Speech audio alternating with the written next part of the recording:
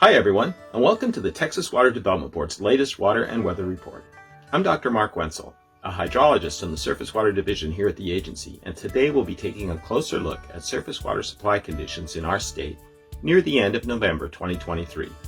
This is the drought monitor map for conditions as of November 28th. On this map, 43% of the state is in drought, the tan, orange, and red colors, down 22 percentage points from the end of October and 42 percentage points from early September.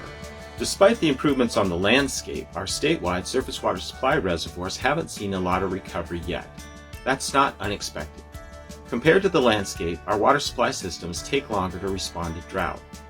At the onset of drought, water supply reservoir levels remain near normal, lagging conditions on the landscape.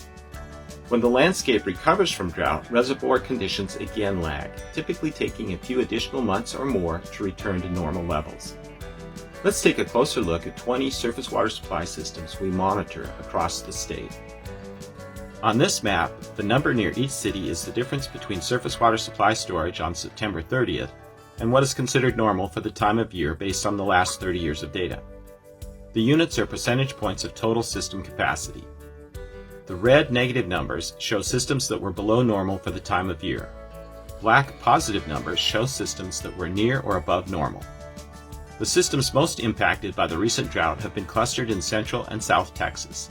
3 systems, Amarillo, El Paso, and Lubbock, were relatively unimpacted.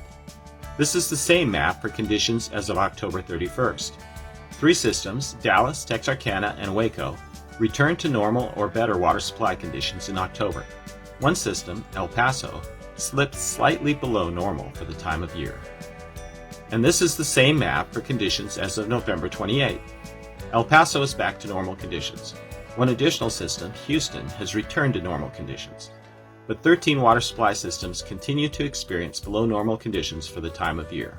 Thanks to El Niño conditions, which typically bring cooler and wetter winters to Texas, we are expecting continued improvements in coming months. Which systems are most likely to improve next? I don't have a crystal ball, but based on favorable climatology, it's generally wetter in East Texas than West Texas. Seasonal forecast from the National Weather Service, again favoring the eastern half of the state, proximity of current conditions to normal, and recent trends in storage, some systems seem more likely to get back to normal in the next few months. My best guesses are Beaumont, Port Arthur, Fort Worth, Nacogdoches, and Tyler. For the remaining systems, recovery may take longer, perhaps until April, May, or June of 2024, or even longer. That concludes our report. Until next time, I hope you all stay healthy and safe, and see some improvements in your water supply systems.